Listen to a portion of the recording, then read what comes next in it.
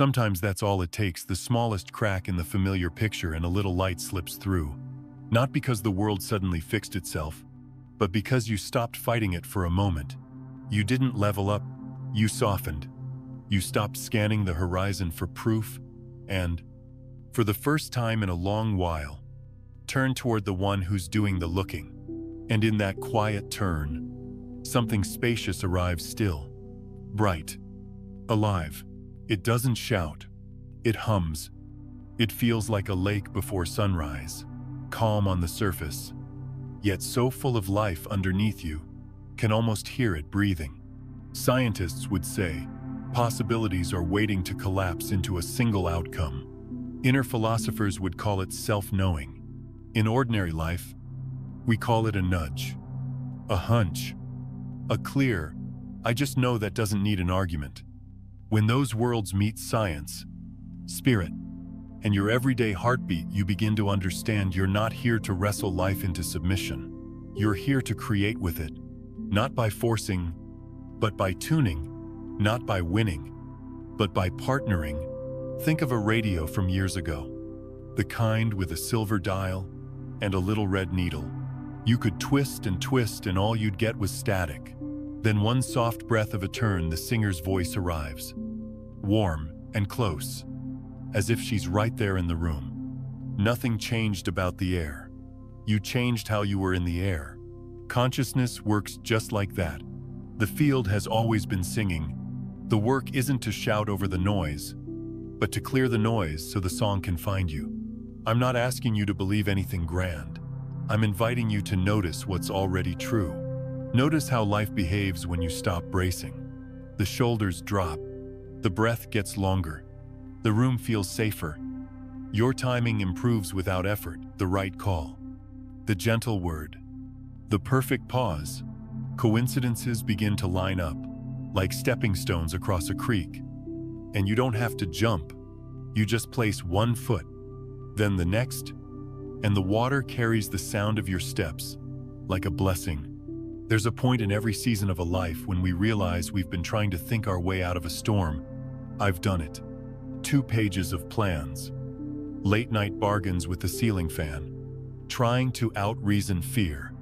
But the mind can't outdrive a fog it created. What clears the road is a different quality of attention, softer, steadier, kinder. When attention rests in that still, bright field, choices appear without strain, as if reality was waiting for your yes. If you're older, you already know this wisdom in your bones. You know the difference between a day you muscled through and a day that unfolded because you were available to it. The first kind leaves you wrung out. The second leaves you quietly strong. That quiet strength is not laziness. It's coherence. Your thoughts, your breath, your posture, your voice lined up like instruments tuning to the same note. When you reach that note, life seems to lean toward you. People soften around you. Even technology behaves. The email sends, the traffic parts, the timing, somehow, is kind. We could call this energy, vibration, frequency. The words don't matter if the experience is real. What matters is the felt shift from pushing to allowing, from clenching to opening, from proving to partnering. Imagine a river that has been forcing itself upstream for years, splashing and gasping and calling it grit. Then imagine that same river turning, at last, into the natural grade of its valley. The water doesn't give up. It gives in to the deeper wisdom of gravity, to the shape of the land, to the path that was always there. That's not failure. That's intelligence. Here's the simplest way to begin right now. Notice the one who's noticing, not the thought, but the space around the thought, not the story, but the awareness that the story is playing. When you rest as that awareness, even for a few breaths, something unclenches. The body hears the news first, jaw softens, belly loosens, hands forget to grip. From there, your choices begin to change. Not from fear, not from the old checklist of what a good person should do, but from a calm clarity, that carries its own compassion. This is what I mean by co-creating with life. You bring the quality of your presence. Life brings the canvas. You bring a willingness to trust the gentle pull. Life brings the current. Together, you paint a day that does not have to be spectacular to be sacred. A phone call made in honesty. A walk taken without the armor of speed. A meal eaten without a war inside your head. These are not small things. These are the hinges on which realities swing. And if part of you whispers, "But I've tried to relax before," it never lasts. I hear you. The goal isn't to hold a perfect state. The invitation is humbler return. And return again. Every return leaves a trace. Like feet, learning a path through tall grass. Over time, the path becomes easier to find. Over time, the grass leans out of your way. Over time, the world you meet reflects the walker you've become. So, before we go any further together, take one easy breath. Feel the chair, the floor, the way the air touches your skin. Let the jaw drop a fraction. Let the heart rise a fraction. You don't have to earn this moment. You only have to enter it. The crack has already appeared. The light has already found you. And as you sit inside that light, ordinary, human, unhurried, you may notice a tender truth. Unfolding consciousness is not something you acquire. It's what you are. Learning to see through kinder eyes. From this place, we won't chase a miracle. We'll make room for it. We won't conquer life. We'll collaborate. And as the static fades, the song you've been waiting to hear, your song, will sound as familiar as your own breath. And as new as morning. 1. Signs of the threshold shift. It begins quietly, not with fireworks, not with a grand arrival, but with the gentle rearranging of small things that used to feel random. You think of an old friend while washing a mug, and they call before the water cools. You leave home 3 minutes later than usual and miss a traffic jam that would have swallowed your afternoon. The email you were anxious to write somehow meets a softened version of the person on the other end.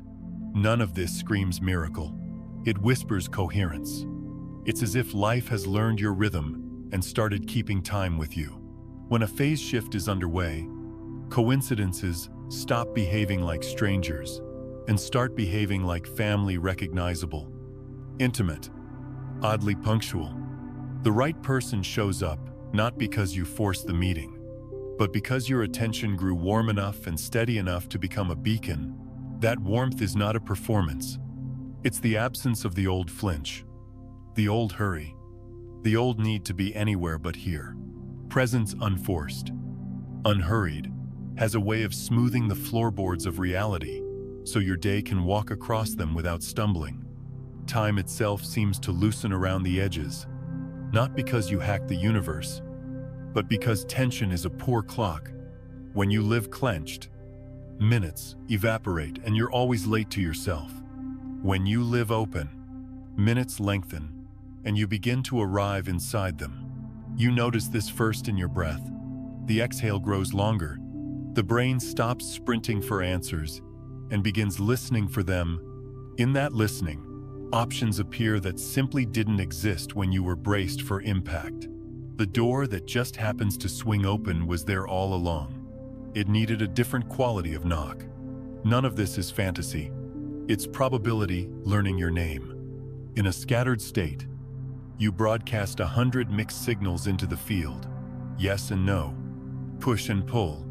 Fear and longing, and reality doesn't know which note to follow.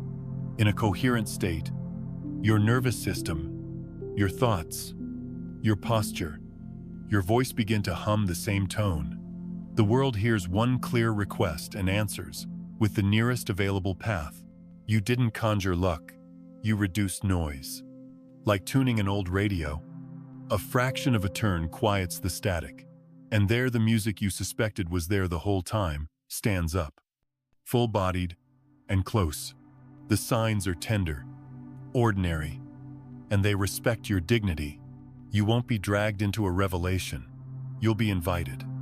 A casual chat in a grocery aisle becomes the missing piece for a problem you've carried for months. A line from a song you barely like suddenly arrives as the perfect instruction for your morning. Even your mistakes begin to deliver you gently, as if the detour had its hand on your shoulder from the start. You find yourself saying, "Of course it happened that way," not in resignation, but in recognition, as if your life is starting to speak your dialect back to you. You may also notice a quieter form of courage. You take a phone call you would have avoided last year. You tell the truth without dramatics. You stop auditioning for rooms that dim you, and rooms that fit begin to appear. This is what happens when the bracing subsides. Attention returns to the body. The body remembers safety, and safety restores intelligence. The mind doesn't have to yell to be heard. Decisions land with the weight of a well-made chair. You sit in them, and they hold. For many of us, especially those who have carried decades of duty, the first proof of a threshold shift is fatigue, giving way to clarity. Not the caffeinated spike that collapses by noon, but a clear, steady flame you can read by. You wake before the alarm, and the day doesn't feel like an argument you must win. Chores you used to resent become small ceremonies of care. Even grief, when it visits, is allowed a chair at the table and loses its need to knock down the walls. This is not perfection. It's friendly reality life, unarmed in your presence, because you are unarmed in its. If you want a test that requires no mysticism, try this. Watch how life responds to your pace. Rush, and the world turns into a hallway of closed doors. Soften, and handles begin to turn. The practical magic is pacing yourself to the speed of honesty. Honesty is never in a hurry. It doesn't need to be. When you match that tempo, people feel safe around you. They share the information you actually need. Traffic opens a lane. The appointment moves to a better day. You could chalk it up to luck, and sometimes it is. But often it is the field rearranging in real time around a presence that no longer leaks anxiety. You may also find time behaving like a kind neighbor. 10 minutes stretch wide enough for the one conversation that changes the tone of a relationship. An hour, used well, settles 3 lingering tasks and frees an evening. On other days, time will contract to protect you, a missed bus that prevents a collision, a power outage that sends you to bed early so something can heal while you're sleeping. Again, not magic, just the natural intelligence of a life that has started to collaborate with you instead of bracing against you. And yes, there will be days when nothing lines up, when the old static returns, and you wonder whether you imagined the music. Those days are part of the shift. 2. Coherence is not a trophy. It's a practice of returning. Every time you return one breath, one softened jaw, one honest word, you reset your broadcast. The field listens.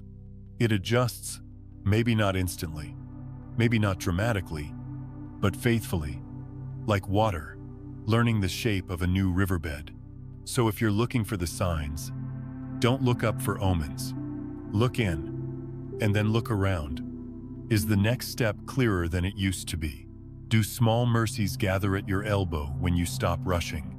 Does your day feel less like a maze and more like a path, narrow in places, yes, but walkable, even welcoming if so? The threshold is already under your feet.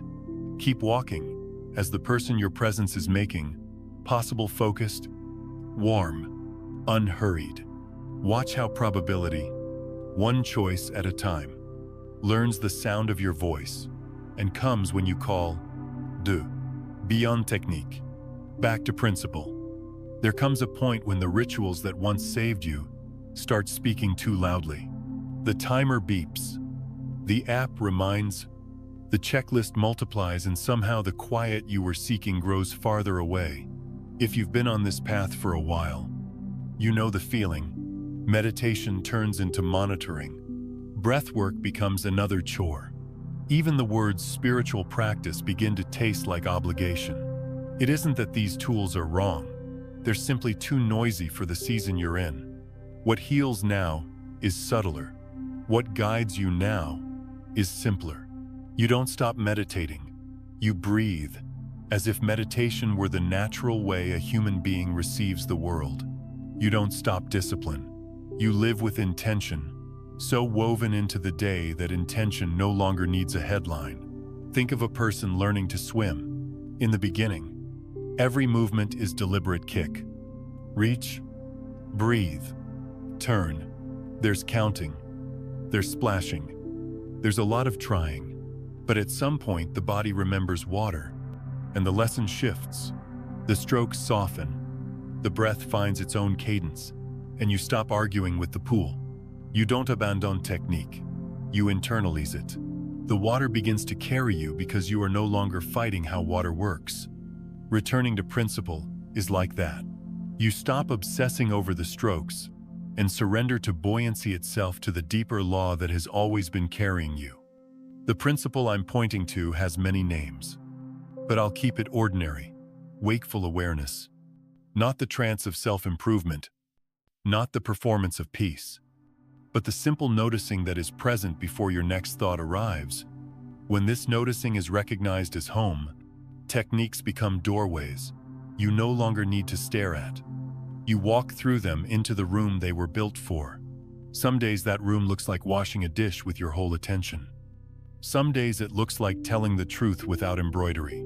Some days it looks like resting, when every old story says you haven't earned it. You can hear the difference in your nervous system. Technique-led days have a brittle edge. Am I doing it right? Did I do enough minutes? What does the graph say? Principle-led days exhale. The question shifts from quantity to quality, from how long did I sit to how honestly did I show up to what is here. That honesty has a temperature. It is warm, not harsh. It doesn't scold the mind for wandering. It lovingly escorts the mind home. It doesn't punish the body for aching. It listens and adjusts the chair, slows the pace, adds a glass of water. In that friendliness, attention gets strong, the way a tree gets strong, rings added quietly. Year by year, I learned this the hard way. There were seasons when I tried to breathe my fear into submission, to mantra my grief into silence. I wore out the beads. The fear stayed. I filled journals. The grief waited. It wasn't until I stopped trying to win that a doorway appeared small, almost shy. I let myself feel the breath without measuring it. I let myself sit without earning it. I let myself be held by the simplest fact. Awareness is already present, and it does not demand a performance to keep loving me. The shift was not dramatic. It was dependable. I became less interested in managing my inner life and more interested in trusting it. This is what Tho Nu Thien Breathe as meditation really means. It is not a trick for perfect calm. It is cooperation with how life breathes you. You notice the inhale arriving like a friend who lets themselves in by the kitchen door. You notice the exhale leaving like a river that no longer tries to run uphill. In this cooperation, the body stops being a project and becomes an ally. Shoulders lower, without commands. Jaw softens without a lecture. The mind, seeing there is nothing to defend, curls up like a tired dog at your feet. And from that ordinary peace, decisions become clear, not because you finally forced them, but because clarity was no longer drowned out by the noise of effort. If you love structure, keep what serves. Set the timer if it helps you begin, but hold the forms lightly. Remember the point to be intimate with this moment as it is, not as your ideals would edit it to be. A walk can be a practice if you're in it. So can drinking tea. So can apologizing first. So can leaving a room when your presence has tightened the air. When technique loosens, principle steps forward. Awareness chooses truth over image. Relationship over display. Coherence over control. You may worry that if you let go of strict methods, you'll slide back into chaos. I understand that fear, but notice how much energy it takes to keep the tight grip. Notice how the grip has not delivered the gentleness you hoped for. Principle doesn't push you off a cliff. It asks you to unclench your wings. Try this small experiment for the next 3 breaths. Let yourself breathe without correcting anything. Feel the natural length of the exhale. Feel how the room receives you. If the mind comments, let it. If the body fidgets, let it. You are not failing. You are learning the older language of trust. What about days when everything scrambles, when the mind gallops and the heart is loud? Those are not days to perform your spirituality. They are days to practice belonging. Put a hand on your chest, not as a technique to fix yourself, but as a gesture of hospitality toward whatever is visiting. Say, "Quietly, you may be here." That sentence is a bridge back to principle. It reminds the nervous system that safety is not the absence of weather, it is the presence of shelter. And you can be that shelter, even in a storm. In time, you'll notice that the most sacred parts of your life aren't the hour on the cushion. They're the unremarkable moments stitched with attention. Folding a sweater as if it were the only sweater. Listening to a friend until their breath slows. Eating without a war inside your head. These acts do not announce themselves as holy, yet they rewire your days from the inside. Technique can introduce you to this possibility. Principle marries you to it. So yes, keep what helps. Let go of what shouts. And let your practice mature into presence, not rigid, not sloppy alive. When the noise falls away, what remains is the quiet law beneath all the methods, awareness that knows how to love what it sees. From there, you don't have to prove your peace. You live it, gently, like a river that finally remembered the way home. 3. Observer effect in everyday life. It starts with a quieting, not a showy breath, not a performance of calm, just the soft return of attention to the body that carries you. In that return, your eyes change before a single word is spoken. You are no longer scanning the room for threats or angles, you are meeting it. And the room, being the social creature that it is, begins to meet you back. This is not magic, and it is not manipulation. It is the observer effect at human scale. When the quality of observation shifts, the observed often reorganizes around that quality. I've seen tense spaces loosen with nothing more than a steadier gaze and a kinder posture. You enter a meeting that was already a little frayed at the edges.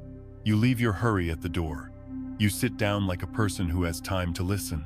The volume doesn't drop because you demanded silence. It drops because your nervous system is announcing, without words, we are safe enough to tell the truth. People feel that broadcast. Shoulders lower. Jokes become gentler. The conversation slides from performative to real, like rain easing from rattling the roof to nourishing the soil. If you've lived long enough to collect your share of storms, you know that the body leads. The mind can insist, "I'm calm," while the jaw clenches and the breath thins to a thread. But when you unclench even a little, the mind notices and follows. This is why presence becomes the most skillful intervention in the room. You are not managing anyone. You are stewarding your own field. Others are free to accept or refuse. But many will unconsciously synchronize to the most coherent signal available. It's how schools of fish turn, how flocks wheel in the sky, how a dinner table finds its tone. Consider the everyday scenes where this plays out. You're at the pharmacy counter and the line is restless. The clerk is doing their best inside a small avalanche of requests. You step forward with your attention. Intact eyes, soft. Voice clear. Basse, unhurried. You don't fix the system. You do change the moment. The clerk meets your steadiness and, for 30 seconds, both of you are human again. The person behind you often catches it too. The sigh changes color. From irritated to relieved. That is observation doing quiet engineering on reality. Or think of a hard conversation you've been postponing. In the past, you rehearsed arguments and arrived armed with evidence, as if truth needed a courtroom to stand up straight. This time you arrive earlier. Sit in your car for 1 full minute. and let your breath expand the space behind your sternum. You rehearse only your willingness to be kind and direct. When you walk in, your presence has already decided the temperature of the room. The words don't have to be perfect because the vessel is trustworthy.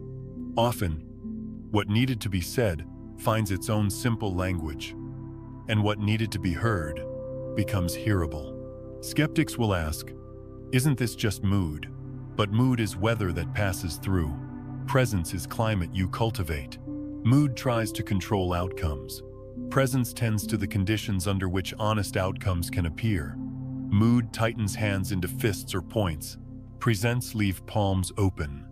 And open hands can hold more of reality without breaking it into pieces. When you hold more, the people with you can hold more. 2. That widened capacity is the practical face of the observer effect. You'll notice it with technology. Oddly enough, on scrambled days, screens freeze, messages misfire, and the printer eats paper for sport. On coherent days, the same devices respond as if they, too, prefer to work with a patient operator. This isn't superstition, it's sequence. Coherence begets better pacing. Better pacing begets clear choices. Clearer choices reduce errors that masquerade as bad luck. You did not bend the world to your will. You stopped bending yourself out of shape. The world read your posture and responded with fewer knots. There is also a humility to this that keeps it honest. Presence doesn't promise that every room will soften or every argument will resolve. Some days the field around you is carrying storms you cannot calm. On those days, the observer effect still holds by protecting your clarity. You remain the place where panic doesn't get to write the script. You say, I hear you, and mean it. You say, not now, and mean it. You leave. When leaving is clean, you stay. When staying is brave. Your choices ripple differently than they did when you were bargaining with chaos. For those of us who have worn many masks, this is liberating. We don't have to perform wisdom. We practice friendliness toward our own nervous system, and we let that friendliness do the heavy lifting. A softened jaw is not a small thing. It is a policy decision. A slower sentence is not hesitation. It is craft. A gaze that refuses to humiliate is not weakness. It is leadership of the most intimate kind. Under such leadership, even conflict gains dignity. People speak more carefully because they feel seen, not cornered. If you want one simple doorway back to this influence, try meeting the next person as if they are already doing their best within the limits of their current safety. Don't let that idea excuse harm. Let it inform your posture. From that posture, boundaries become clean instead of punishing. Requests become clear instead of sharp, and no becomes a way of telling the truth, rather than winning. You will still disappoint some people, but you will not abandon yourself to keep a fragile peace, and the peace you offer will be sturdier for it. Over time, this shifts the fabric of your days. The coffee tastes kinder. The house sounds less lonely. Your work carries fewer apologies and more completion. Even grief shows up differently, not as an intruder to be expelled, but as weather to be sat with until the air clears. What changed? Not the world in any dramatic way, but the stance from which you meet it. You became the kind of observer whose looking blesses what it touches, not by varnishing it with positivity, but by holding it steady enough to let it become truer, and that is the heart of it. Presence is quiet medicine. You don't push. You tune. You don't manage. You witness with care. You don't manipulate. You embody a climate where the most honest version of things has a chance to appear. In that climate, rooms often calm. Conversations find their language. The air around you learns to breathe. 4. Consciousness is already whole. There's a relief that arrives the moment you stop trying to fix what was never broken. It doesn't crash in like thunder. It comes like a hand on the shoulder, steady, human, kind, For years you have been gathering pieces, believing that wholeness lives somewhere in the next chapter, the next skill, the next perfect morning routine. But wholeness is older than your story and quieter than your striving. It is here before you name it, waiting for you to loosen your grip on the picture frame so the picture can breathe. Think of a mirror stored in an attic. Dust gathers, seasons pass, and one day you carry it downstairs. The certain you'll have to polish it into usefulness. The cloth turns gray in your hands, but the mirror itself was never damaged. It was simply covered. That is the work now, not welding new parts onto your soul, but wiping away what kept you from seeing what was always underneath. Every time you stop fusing your identity to yesterday's storyline, every time you tell yourself, that happened, but it is not the whole of me, a little more surface clears. The reflection isn't improved. It's revealed, I used to think growth meant becoming a better version of myself, like upgrading a house, new roof, new paint, new kitchen, as if love would finally approve the remodel. But the house was sturdy from the start. What needed changing were the walls I built inside it, narrow hallways of comparison, rooms with no windows, doorways too low for the truth to pass through without ducking. When I stopped rearranging furniture and started opening walls, the light that was always mine flooded the space. I wasn't a better person. I was a less obstructed one. This shift is simple, but it isn't careless. It asks for a precise kindness, the kind that doesn't collapse into excuses and doesn't harden into judgment. Precise kindness looks like acknowledging the ache without marrying it.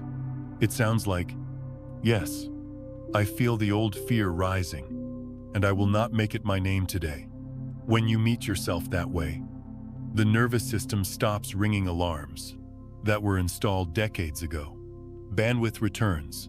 Choices that used to overwhelm you begin to line up, not because life got easy, but because you stopped cluttering the path with the furniture of old conclusions. Notice how your body tells the truth about this. On self-improvement days, the breath can feel like a project counted, graded, corrected. On wholeness days, the breath arrives, as it always has, unasked for and generous. It fills you the way water finds a hollow. It leaves you the way a river moves on, without apology. You are not managing the inhale, you are allowing it. And in that allowing, the body remembers it is not a machine to be optimized, but a home to be inhabited. Shoulders loosen, the heart steadies. The floor feels more honest under your feet. None of this requires erasing your history. It asks you to right-size it. Trauma is real. So is resilience that didn't get loud. You can honor the facts without letting them fence you in. When the mind starts building the old case listing failures, circling familiar verdicts, meet it with a wider frame. Thank you for trying to protect me. You can say to the habit of fear, but we are safe enough to walk without chains today. The facts stay, the chains fall. And as they fall, you hear the world more clearly, the tone of a friend's voice, the invitation hidden in a problem, the way a morning asks to be lived rather than conquered. This is what it means to remove the frame of reference. You stop insisting that reality conform to the measurements you learned when you were trying to survive. You let new angles show themselves. You test the ground with a slower step, and you discover that many of your limits were the walls you kept leaning on because they were familiar. When you stop leaning, some walls dissolve, and others become useful boundaries, clean, kind, firm without malice. Wholeness doesn't make you boundaryless. It makes your boundaries honest. In everyday life, the difference is practical. You answer the phone without the old tension to impress. You disagree without secretly abandoning yourself. You make a small plan and keep it not to prove discipline, but because keeping your word to yourself is a way of telling the nervous system, you can trust me now. From that trust, your attention becomes available for the living world, the steam rising from a cup, the way your neighbor's eyes soften when they feel seen, the tiny gratitude that arrives when the sunset catches you mid-sentence and rearranges your priorities without asking permission. You may worry that if you stop chasing better, you'll stall. But notice what chasing has cost you. How often the next milestone stole the sweetness of the step you were taking. Wholeness does not kill momentum. It purifies it. A river that stops fighting upstream doesn't become lazy. It becomes accurate. Energy returns to its rightful work, nourishing banks, turning wheels, carving a path that invites others to travel with less struggle. When you are less obstructed, your effort carries farther. You tire less from pretense and more from honest labor, the kind that sleeps well on difficult days. When the story grows loud and you feel yourself shrinking to fit inside it, come back to one small practice. Let the moment be exactly what it is for 3 breaths. Don't argue. Don't dicker at it. Don't sprint to a lesson. Meet it with the same respect you would offer a guest whose language you're just learning to speak. If tears arrive, they arrive. If silence is all you have, let silence do the good work of clearing a path between your heart and your mouth. What is whole in you does not panic when weather changes. It holds a larger sky. Over time, this orientation changes how you move through rooms and how rooms move through you. You listen longer and talk cleaner. You apologize without kneeling on gravel. You forgive without pretending the cut never happened. Most of all, you relate to yourself the way you always needed someone to relate to you. Present blank information. Patient. Unwilling to turn away. The mirror stays downstairs now. Dust still falls. Because life is life. But you're not afraid of the cloth. You've seen what waits beneath the film. So, when I say consciousness is already whole, I'm not offering a slogan. I'm pointing to a doorway you've walked through 100 times without noticing. Each time you refuse to be only the worst thing you remember. A hinge turns. Each time you choose the next true word over the next clever defense, a window opens. Light enters. And not because you installed a new sun, because you moved the curtain. You haven't become a better person. You've become a clearer one. And clarity, like clean glass, doesn't have to shine to be beautiful. It just has to let what is real be seen. 5. Coherence, the gentle order within. Begin with a small alignment. Not a heroic act. Just the quiet decision to let your mind, your body, and your breath arrive in the same room at the same time. When they do, the alarms inside you start to retire from their night shift. The heart takes the lead like a steady drum, and the rest of the orchestra lungs, gut, muscles, voice tunes itself to that patient rhythm. You don't force anything into place. You allow things to remember where they belong. This is coherence. It isn't a performance. It is a homecoming. You can feel the difference long before anyone else notices it. Your sentences stop tripping over themselves. They land where you mean them to land. You ask for what you need without hard edges. You say no without turning it into a punishment. The tone of your day changes from brittle to deliberate, from rushing to rhythmic. And because the world tends to mirror what you broadcast, rooms begin to trust you. Even a tense meeting, even a crowded kitchen, finds a more humane tempo when a coherent person enters someone whose presence says, "We have enough breath for this." Imagine your nervous system as a neighborhood at dusk. When you're scattered, every porch light flickers a different color. Dogs bark at shadows. Car doors slam a beat too hard. But when coherence arrives, the street quiets into a single evening. Windows glow warm instead of bright. Traffic slows to a conversation. You're not controlling neighbors. You're setting a climate where nothing has to shout to be heard. In that climate, your words gain weight without volume, and your intentions carry across the room without strain. There is a practical physiology to this. When attention stops sprinting and settles in the body, the breath lengthens on its own. The heart's rhythm becomes less jagged, and more musical. Muscles stop guarding hallways that no longer need security. The brain, noticing the ceasefire, moves blood back to the regions made for nuance, connection, and creative problem-solving. You didn't cast a spell. You created conditions for intelligence to do what intelligence does, organize toward life. You hear it first in your voice. On incoherent days, you can sound like you're borrowing your mouth from someone else. Words pressed, syllables brittle, humor defensive. In coherence, your voice remembers its home register low enough to be rooted, light enough to be kind. People feel the difference. A child tells you the truth because you aren't telegraphing danger. A colleague brings you the bad news early because your tone promises you won't shoot the messenger.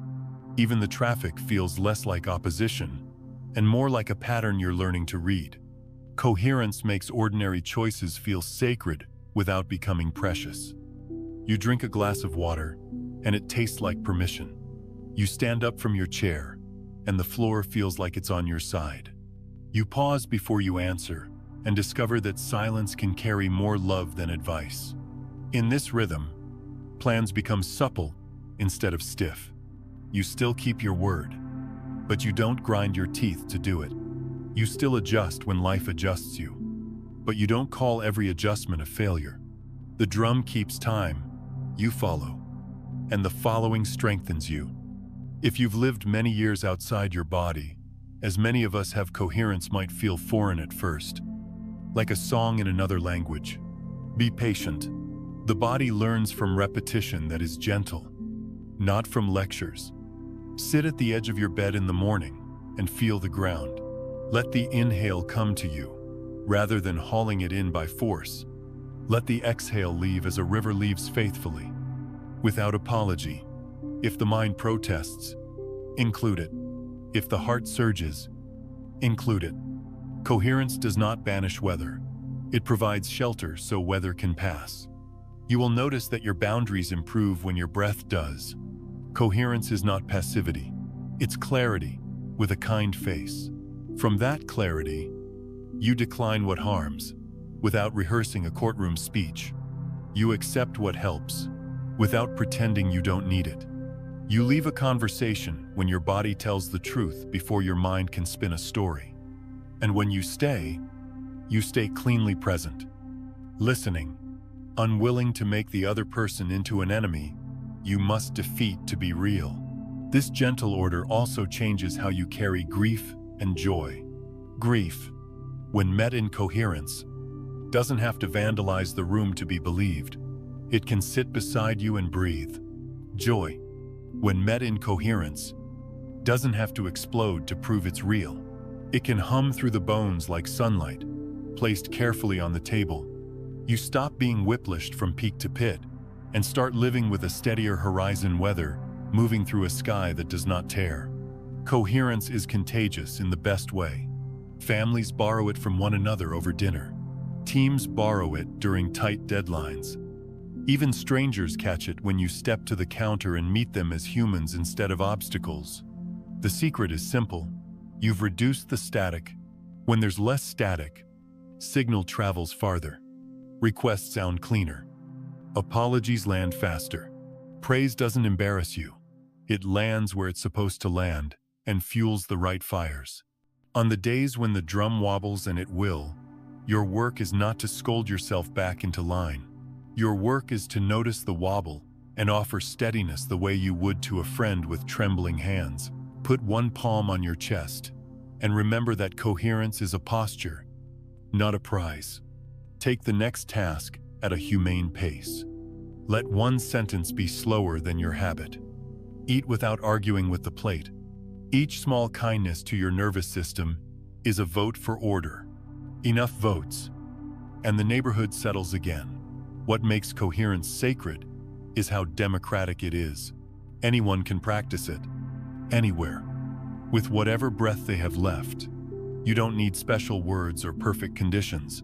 You need willingness to let the heart keep the beat, to let the breath carry the measure, to let the mind play its part without trying to conduct the whole symphony.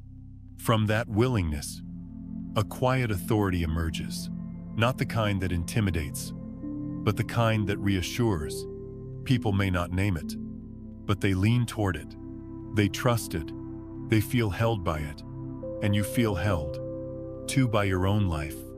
Finally, you realize that influence was never about volume, and power was never about force. It was about rhythm. It was about a steady drum in a living body, keeping time for a whole day's worth of humanity. Speak from there, act from there, rest from there, and watch how the world, relieved, begins to keep time with you. 6. Neural integration and the foggy bridge. It feels like weather, not the bright, roaring kind, but a soft gray that settles over the day after a night of lightning.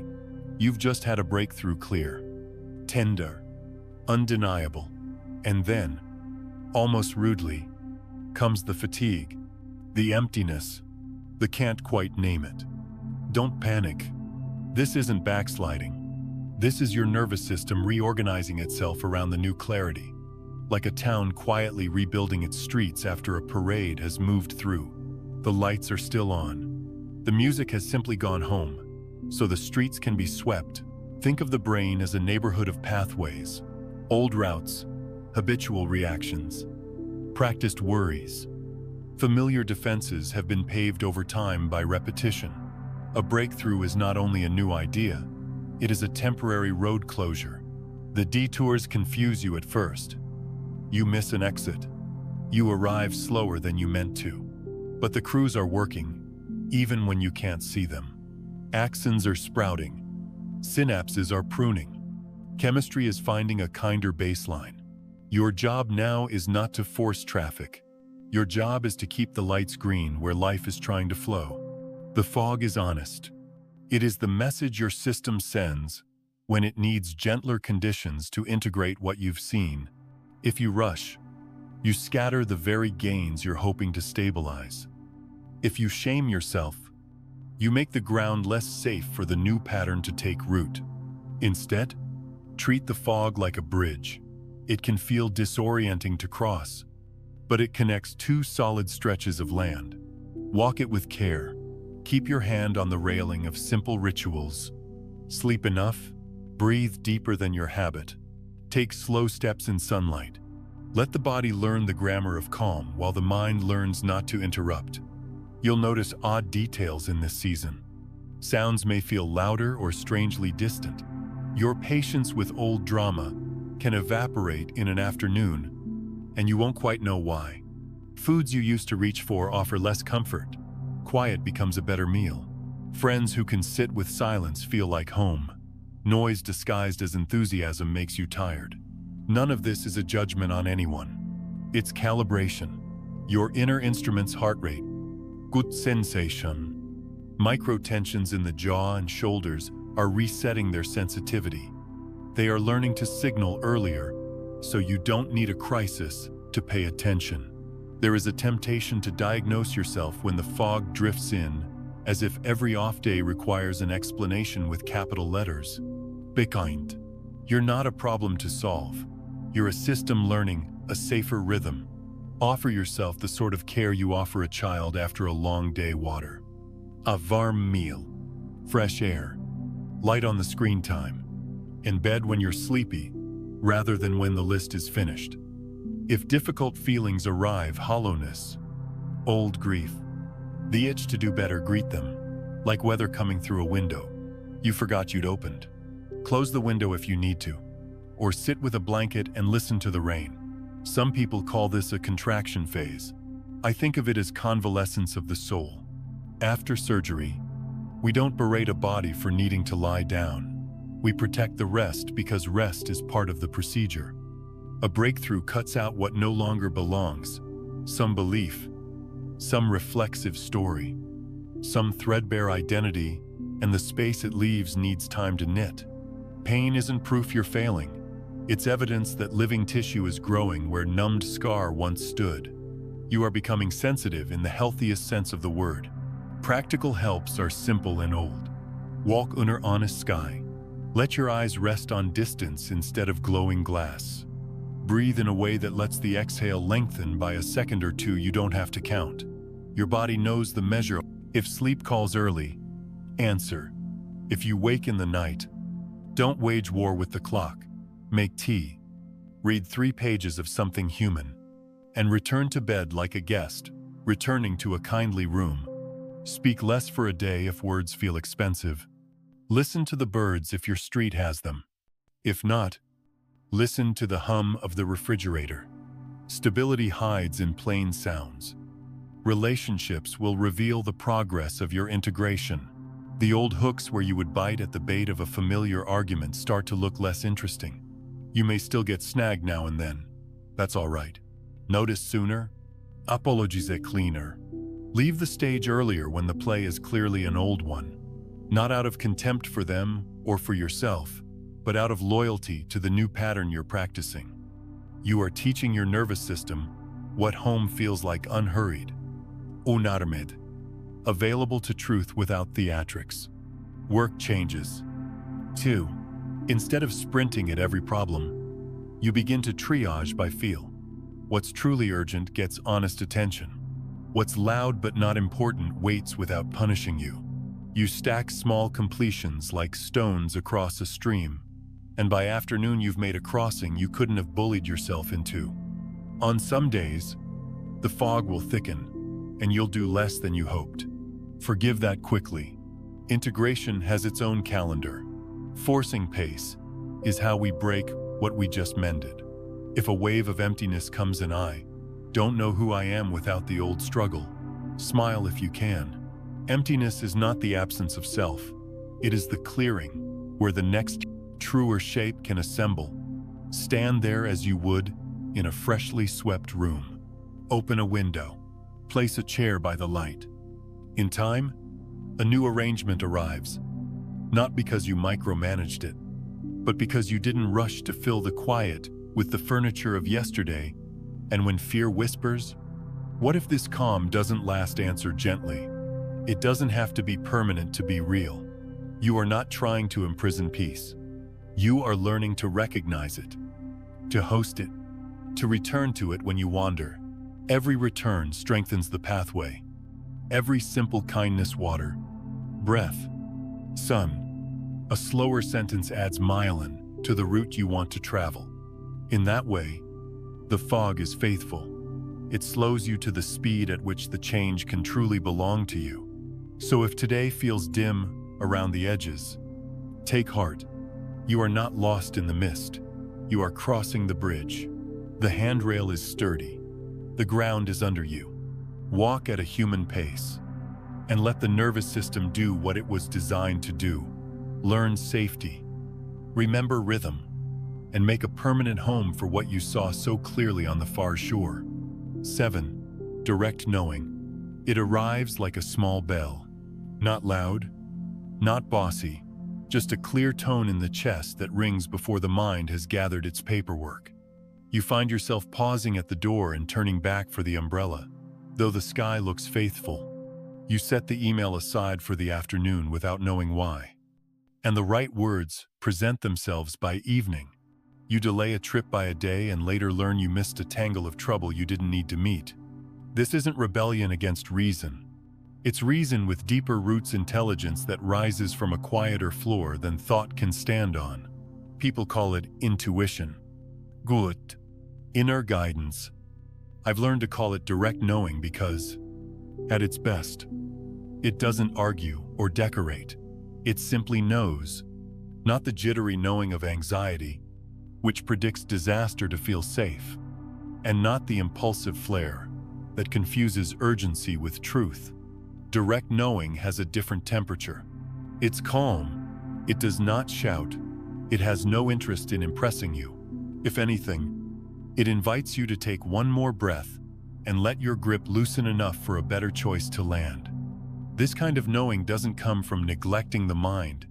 It comes from training the mind to take its proper seat. When you've spent time in the gentle discipline's steady breath, an honest look at your motives, the willingness to be corrected by life static fades. The antenna clears, Signals that used to drown in noise begin to register. You start to know in the way a seasoned carpenter knows the wood by feel, by grain, by listening with the hands. The cut is straighter, not because you rushed, but because you didn't. In daily life, direct knowing looks beautifully ordinary. You pick up the phone before the thought arrives and your daughter says, "I was just thinking of you." You choose the side street instead of the freeway and pass the cleanup of a fresh accident with a quiet thank you under your breath. You stop mid-sentence because your body tells the truth a split second before your mouth does. And the sentence that would have made a mess dissolves into a simpler kindness. It feels less like you're making things happen, and more like you're moving with a current that already wants your good. There is humility in this. Direct knowing is not a superpower. It doesn't make you above mistakes. It makes you quicker to notice when you're veering and gentler about correcting the wheel. The sign that you've tapped it isn't that you become dramatic and certain. It's that you become soft and clear. You shrug more often. You force less. You begin to value a clean no as much as a shining yes. Both are forms of love when they come from a steady place. How do you tell the difference between direct knowing and old fear wearing a new outfit? Your body will help. Fear tightens and narrows. Direct knowing relaxes and widens. Fear makes you rush. Direct knowing allows you to pace yourself. Fear argues, bargains, builds a courtroom in your head. Direct knowing feels like a hand placed gently on your shoulder, turning you half an inch to the left. When you follow, the room lines up. Try watching it in small decisions. You're at the grocery store and reach for the usual brand out of habit. But something quiet says, "Not today." You listen. At home, you realize the change fits better with how your body wants to be treated now. Or you're about to say yes to a favor that would cost you too much. The trained silence in you speaks not this time. You say no without a long explanation, and notice the rest of your day keeps its shape. Direct knowing protects the perimeter of a life you're finally learning to respect.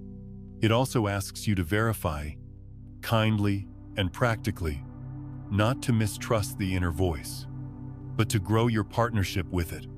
If the bell rings, call the doctor. Hold the funds. Wait a week. Check the next right step you can take in daylight. Put the appointment on the calendar. Ask one more question about the contractor. Sleep on the contract and read it again in the morning. Direct knowing is not allergic to data. It welcomes any fact that keeps your actions honest. Over time, the two quiet guidance and good information braid into a wisdom you can rely on. For those of us who have lived decades on adrenaline and obligation, this can feel like learning a new language late in life. Be patient. A trained silence is learned the way a garden grows, by tending, not by scolding.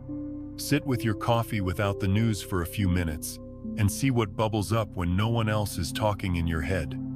Walk the same street for a week and notice which houses your eyes rest on and why. Pay attention to the lift in your chest around certain people and the drain around others. These are not small observations. They are the alphabet of your inner compass, relearning how to spell. Direct knowing changes how you love. You stop managing people toward the outcomes that make you less anxious. You start meeting them where their truth lives. Even when that truth asks you to step back, you discover that honesty delivered at the right moment lands like a warm towel, not a slap. You apologize sooner because your body alerts you to the wobble before your pride writes a speech. You bless more and fix less. And somehow, relationships breathe. It changes how you work. The task that is truly next becomes obvious, even if it isn't the one with the most noise attached to it. You discover the mercy of single tasking. You make calls at the hour. People can hear you. You send a difficult message at a humane time of day and sleep better because you did it cleanly. On days when nothing flows, direct knowing also tells you when to stop, not as a surrender to laziness, but as a decision to stop making a deeper hole with a dull shovel. If doubt pipes up, "What if I'm just making this up?" Let the doubt sit down. 2. Let it watch. The proof of direct knowing is not in winning every prediction. It's in the quality of your days. Are you kinder, less frantic? Do your choices cost less to maintain? Does peace visit more often and stay a little longer?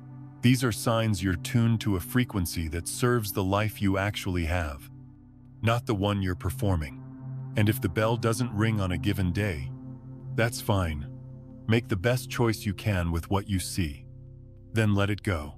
Direct knowing is a companion, not a dictator. It trusts you as much as you are learning to trust it. With time, the partnership becomes steady.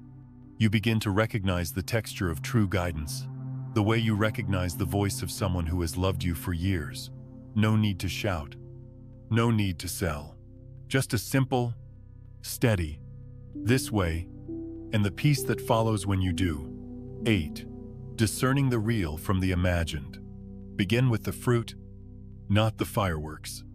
In the subtle layers of experience, the line between a genuine signal and a sweet fantasy can be thinner than a hair. Music plays in both places, and both can move you, but only one leaves your day quieter, kinder, more capable of simple truth. That is how I've learned to tell if what I call spiritual drains me, makes me harsher to myself or others, or pulls me out of the living world into a private theater of superiority. I am not hearing a higher frequency. I am rehearsing an old insecurity with new costumes. Real guidance does not inflate the ego with secret knowledge. It humbles the heart with usable love. Think of a lighthouse in a fog.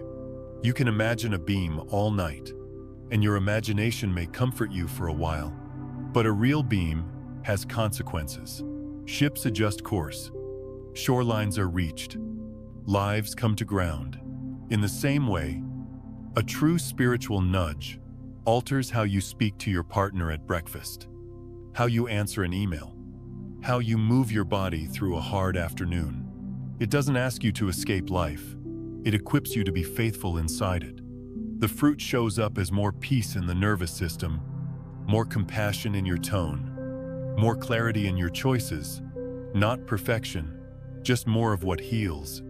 I say this as someone who has chased lights that turned out to be mirrors. There were seasons I mistook adrenaline for revelation, goosebumps for God. I wanted a sign so badly that almost anything would do. The result was a cycle of spikes and crashes, intense highs, then exhaustion, big claims, then quiet, regret. When I finally got honest, the pattern was obvious. Real guidance made my life kinder to live. Fantasy made my life more dramatic to explain. That was the difference. When the tone is true, it supports the body like a well-built chair. You can sit in it after the camera turns off. A clean way to test this is to check for afterglow, not the initial thrill that can belong to either side, but the residue. Do you feel more available to the people you love? Is patience easier to find? Does your day hold together with less management when the frequency is accurate? Your system settles as if it recognizes the note. The breath lengthens without you counting, and the jaw forgets to grip. You remember to eat. You remember to rest. You don't need to defend your experience because it's feeding you, not asking to be fed. Another test is whether your insight makes you larger or smaller in the most human sense. Fantasies tend to make us special, set apart. Above, untouchable. Truth tends to make us specific, more genuinely ourselves. More able to say, I don't know.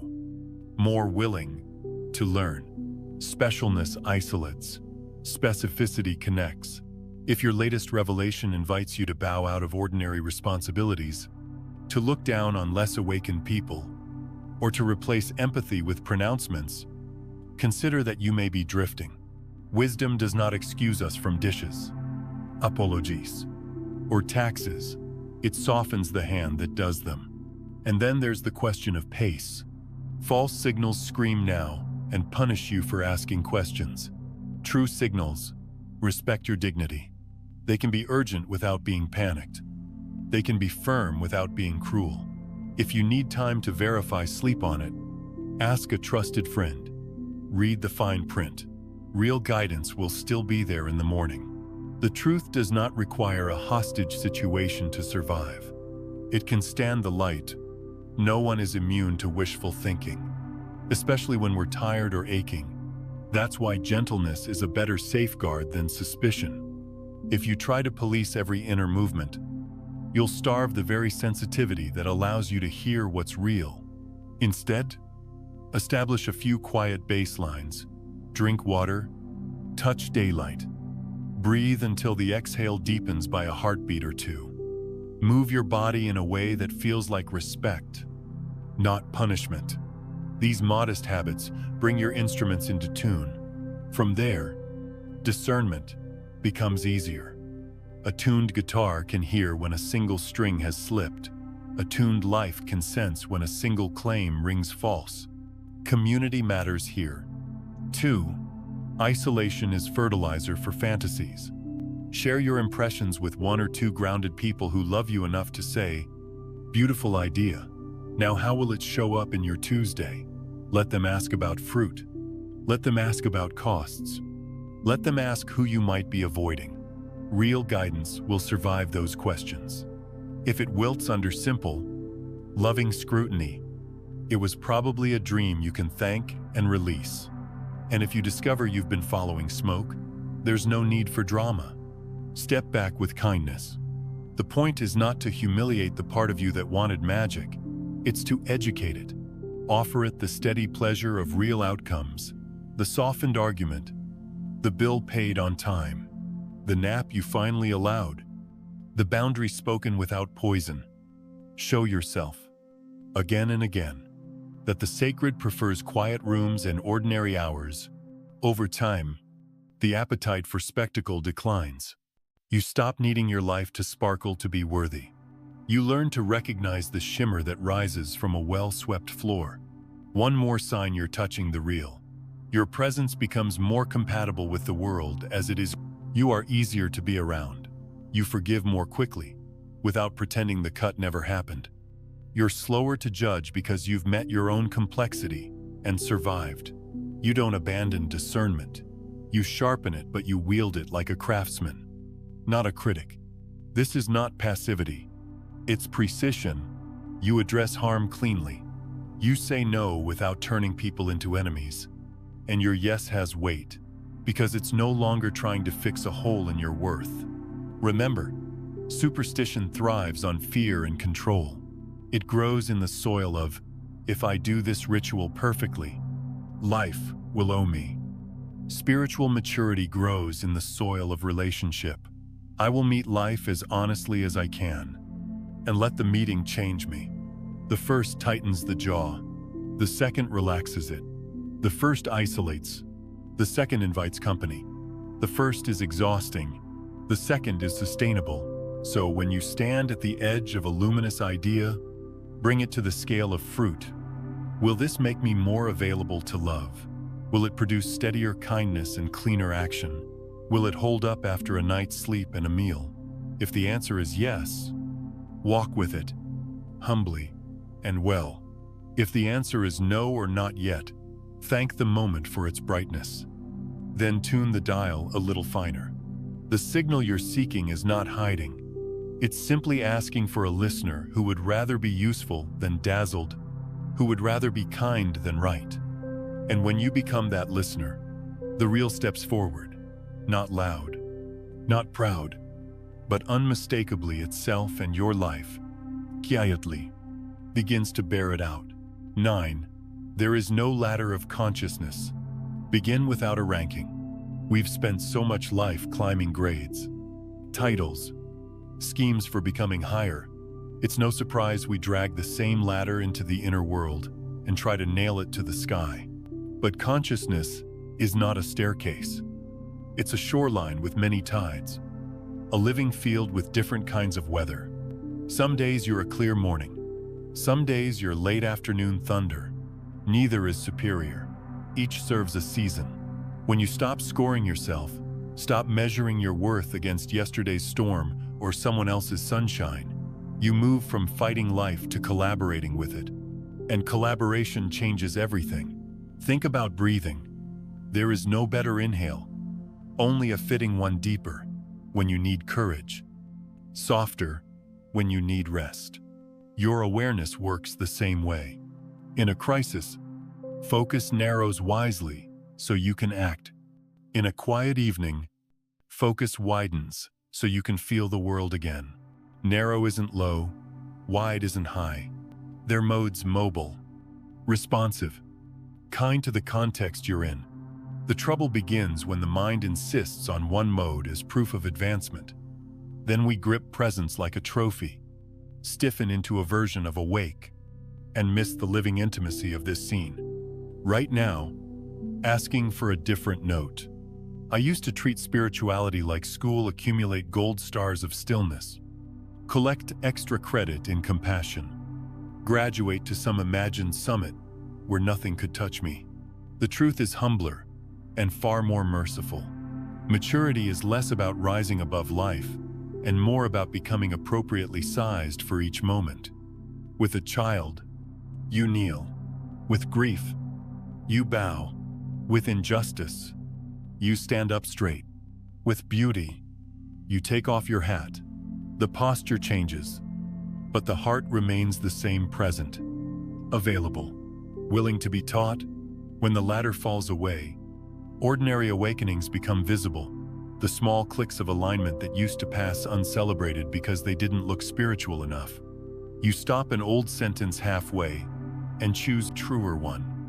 You leave 5 minutes earlier and arrive with a softer body. You see your anger and decide to breathe before you speak. Not to be saintly, but to be accurate. These are not minor. They are the hinges on which a day turns. And days, aligned gently in a row, become a life that doesn't need performance to be meaningful. Dropping the hierarchy also heals our relationships.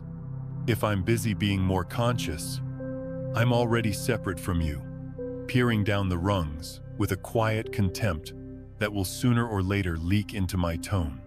But if I honor modes instead of ranks, I can meet you where you are without pretending to be less than I am. I can listen without secretly grading. I can set a boundary without delivering a sentence. Love stops being a rescue mission or a conversion project. It becomes companionship through changing weather. Two travelers comparing maps, sharing water, choosing the next honest step. This is not passivity. Collaboration with life includes clean refusals. Some contexts require a firm no, and coherence gives it to you without turning the other into an enemy. A ladder mindset makes no sound like a verdict from above. A field mindset makes no sound like accurate music, the note that keeps the song true. In that music, you discover a quiet strength that doesn't need to win to be real. It needs to remain faithful to truth, to kindness, to what your nervous system knows about safety and dignity. Without the pressure to stay high, you can finally rest. Rest is not regression, it's calibration. The river doesn't apologize for eddies. Forests include understory and canopy, soil and stars. Why should your inner life be monoculture? Some mornings call for stillness that feels like prayer. Some afternoons ask for laughter that shakes the dust out of your ribs. Some nights ask for tears to rinse the edges of a hard day. No tier, no medal, just honest participation in what keeps a human heart. Human. If you need a picture, try this. Imagine consciousness as a house you already live in. A ladder tells you that the attic is holier than the kitchen. Wisdom knows better. The attic gives you perspective. The kitchen feeds you. The porch returns you to the weather. The bedroom teaches you to lay the armor down. There's a time to sweep, a time to cook, a time to sing at the sink, a time to watch rain trace the window. Holiness is not upstairs. It's the way you touch the doorknob, the way you set the cup down, the way you tell the truth in whatever room you're in. Letting go of ranks also quiets shame. Shame loves scoreboards. It keeps a tally of slip-ups and declares failure when the mind is noisy or the body is tired. But if modes are allowed, fatigue is not a sin, it's a signal.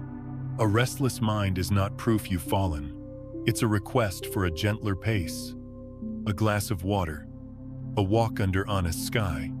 When you respond with care instead of condemnation, your system learns safety. Safe systems learn quickly. Scared systems pretend. Choose learning. And watch what happens to your work when you trade the ladder for a field. Productivity becomes rhythm instead of sprint. You stop forcing inspiration and start creating conditions where it tends to visit a tidy desk, an undistracted hour, a phone left in another room. Some days you'll write a page. Some days you'll structure a chapter. Some days you'll sharpen pencils and talk to nobody. Each has dignity because each belongs to the ecology of making. You're no longer trying to earn your place in the studio. You're occupying it. Perhaps the sweetest gift of no ladder is how it restores awe. When you're not busy maintaining altitude, you can kneel at the small altars of the day: the kettle, the sparrow, the apology that arrives on time, the streetlight that blushes the sidewalk gold. O doesn't require a mountaintop. It asks for unranked attention eyes, willing to be surprised by what's here. And awe, in turn, keeps you honest. No one struts in the presence of a sky that keeps making itself from nothing. So let the grades go. Let the rungs rest. Wake up as the person this hour needs you to be: focused or soft, brave or quiet, quick or slow. Trust that consciousness is not a contest, but a capacity, a living ability, to meet reality with appropriate care. Do that today, and watch how even the smallest recognition, a breath caught before it turns sharp, a word chosen for truth over pride, becomes significant. Not because you rose above life, but because you entered it more fully and let it meet you back. 10. Your new role: a collaborator with life. Start with a better question. Not when will the good finally find me, but how can I join hands with the good that's already trying to happen through me today? That shift in grammar changes the weather of a life. You stop waiting at the window for a delivery truck that never turns down your street, and you walk outside to meet the day as if you, too, are part of the logistics. Collaboration is not a grand gesture. It is 1,000 quiet agreements with reality. I will do my small, honest part, and I will let life do its larger, generous part. You begin by listening for what the field is asking, not the noisy field of opinions, but the quieter field of fit. Sometimes the ask is humble. Make the apology you owe, not to feel noble, but to clear a blocked current. Sometimes the ask is focus one deep hour with the task that matters, instead of 5 fractured hours pretending to multitask. Sometimes the ask is nourishment. Eat a proper meal, the kind that tells your body, you are not an afterthought. These acts don't trend, but they align you with a broader rhythm, like adjusting your oars to the river's actual flow instead of splashing in place. Collaboration feels like respect. You respect your word enough to keep it, and your limits enough to honor them. You respect time by spending it where it compounds relationships. Craft, health, quiet. You respect truth by letting it cost you a little less performance. More sincerity, fewer clever escapes. In that respect, the world begins to treat you like someone it can work with. Emails land cleaner. Conversations arrive at the point without drawing blood. Even problems feel less like insults and more like invitations. Will you help me become what I'm trying to be? I think of a day like a workshop you share with the universe. There's your bench, and there's the larger bench. Your bench holds the tasks you can touch. Call the person, draft the paragraph, cook the soup, walk the mile, rest the eyes.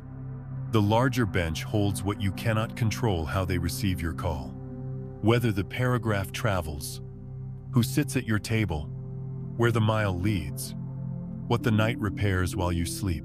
Collaboration is the art of tending your bench faithfully and leaving the larger bench unharassed. You shape wood, life brings the tree. You will notice that life often answers modesty faster than it answers desperation. When you move at the pace of honesty, People relax around you because you do not make them carry the weight of your unfinished self. You stop auditioning for rooms that dim you and start building rooms where others can breathe. A single, well-timed kindness becomes an engineering change in the structure of a day. A pause before speaking prevents a sentence that would have taken a week to repair. A clarified boundary frees you from resentment and frees others from guessing. This role also changes how you relate to signs. You don't sit paralyzed, waiting for omens to choreograph your every move. You make the next kind, clear choice and let confirmation meet you on the road. If it's right, doors tend to swing with less argument. If it's wrong, reality gives clean feedback, a closed door that is unmistakably closed. Not a puzzle to obsess over. You bow either way. Collaboration trusts that both the ease and the obstacle are messengers. One says, continue. The other says, correct. You don't call yourself cursed for being corrected. You say thank you and turn the wheel. What about ambition? Collaboration doesn't exile it. It domesticates it. The hunger to build becomes a vow to serve. The blueprint is no longer how do I get famous, but how do I make something sturdy enough to shelter more than just me? This recalibration doesn't shrink dreams. It roots them. You still aim high, but you do not climb over your nervous system to get there. You honor the system that will have to live with the success. The result is progress.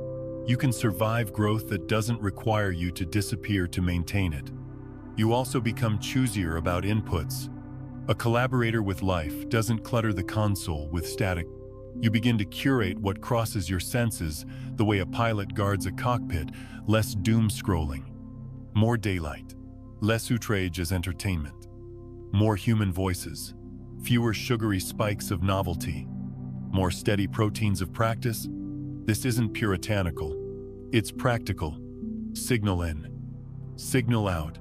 A clear field yields clearer guidance and cleaner action. In relationships, collaboration looks like asking, what would support look like to you, instead of assuming your favorite kind of help is universal. It looks like staying long enough to matter and leaving soon enough to respect. It looks like love that doesn't try to rescue adults from the curriculum of their own choices. You offer presence, not panic, truth, not theater. You celebrate progress that no one can post the brave phone call, the first honest no. The night someone sleeps without the old war in their head, you learn to see wins where the world doesn't aim its cameras. On hard days, collaboration is humble. You don't bargain with the storm. You build a shelter and wait with dignity. You scale the plan to the weather you have, not the weather you wish for.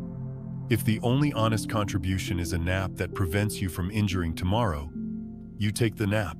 If the only honest sentence is, I don't know yet, you let it land and resist the urge to decorate. This isn't laziness. It's stewardship of strength. A collaborator stays employable to their own future by not burning the tools they'll need. There will be seasons when your part is smaller than your ego prefers. Let it be small and precise, like a well-made hinge that lets a heavy door move easily. There will be other seasons when life hands you more responsibility than you thought you could carry.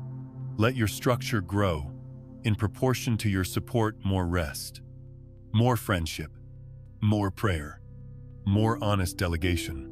The universe does not reward martyrdom. It collaborates with coherence. If you want a ritual, keep it simple. Each morning, ask 3 questions. What is mine to repair? What is mine to build? What is mine to release? Then do one thing in each column: small, clean, complete. By evening, you'll have participated in a reality larger than your mood. That participation changes your posture overnight. You wake less hungry for proof, because contribution is its own warmth. And when doubt visits, as it will measure your life by the quiet fruit, are you a little more available to love? Is your pace gentler on the bodies around you, including your own? Do your choices cost less to keep? If yes, then you are already collaborating. Keep going. The river will keep meeting you, not because you control its current, but because you've learned to row in the direction it's been singing all along. Small acts, phase lock to a larger order, to move continents over time. Your part may feel modest, but it is not minor. The hinge is small, the door is vast. Keep oiling the hinge. Let the door do what doors are made to do: open, and open, and open. 11. Collective shift and gentle responsibility. Begin where the kettle sings. Real change rarely starts on a stage. It begins in kitchens where the light is kind, in offices before the first email, in small circles of friends who have learned to breathe together. When one person settles, really settles, the room recalibrates by a quiet degree. It's not dramatic, and that's why it works. The nervous systems around you catch a different weather report: less thunder, more air. People don't become new overnight. They remember parts of themselves they'd misplaced. You didn't convert anyone. You modeled oxygen. I've watched this in the most ordinary places. A meeting is drifting toward the rocks, voices tightening, ideas shrinking to win-lose. You notice your own jaw and unclench it. You slow your sentence by a heartbeat. You ask the one question no one is asking because everyone is trying to be clever. What would be most humane here? No fanfare. But the table tilts. Someone exhales. A better option appears that requires less bruising. Nothing in the minutes will credit you for this. And that's appropriate. Gentle responsibility is allergic to spotlights. It prefers results that let everyone keep their dignity. Think of us as a social nervous system. We are wired to co-regulate, to tune to the clearest signal and reach. When you become a steadier note, the chorus around you doesn't have to work so hard to stay on key. The effect is small and cumulative. Fewer sharp emails, more clean no's, more timely apologies, less theater posing as passion. You don't have to carry the whole room. You only have to stop contributing to the static. Once the static drops, intelligence that was already present can be heard. This isn't sainthood, and it isn't martyrdom. It's craft, the craft of showing up with a workable nervous system and letting that be part of the help. It's a responsibility, yes, but a gentle one, the kind you can carry for years without resenting it. You're not here to be everyone's regulator. You're here to keep your own instrument in tune, so the song you're part of can find its melody. On some days, that looks like asking the playful question. On others, it looks like leaving a conversation before your tiredness turns honest words into weapons. Either way, you're tending to the climate, not to your image. You'll feel this most clearly in the smallest tribes you belong to. In a family kitchen, for instance, where the history in the air can be thick as steam. You can choose to be the person who notices early when the old play is beginning, voices sharpening, hands talking faster than mouths, and lightly change the scene, open a window. For water, name what's tender without making anyone wrong. I can feel we're all tight. Can we take a breath before we keep going? Not a technique, a kindness. Over time, the kitchen learns that conflict doesn't have to end with slammed doors. That learning is a civic contribution, even if it never trends. In a workplace, gentle responsibility looks like guarding pace. You finish a task cleanly instead of juggling 5 and dropping 3. You don't reply all to prove existence. You assume good intent until a fact contradicts it. And then you address harm without theater. On your own team, you cultivate micro-rituals that keep bodies human. 5 minutes of quiet before a hard meeting. One question about life before spreadsheets. A ritual of thanks at the end of a push. These are not perks. They are infrastructure for sanity. And sane teams produce work that doesn't injure the people making it. Among friends, it might be the habit of telling the simple truth first, not the impressive truth, the one your chest can say without tightening. You refuse to let sarcasm do the heavy lifting of intimacy. You put your phone down when someone is saying the brave sentence, You invite the quieter one in, and then honor their boundary when they pass. The group begins to trust that gathering doesn't require performance to belong.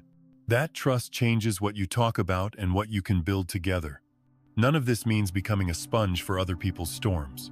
Boundaries are the backbone of gentle responsibility. They keep your gift renewable. You can be the calm in the room without being the room's janitor. You can host emotion without letting it take the house.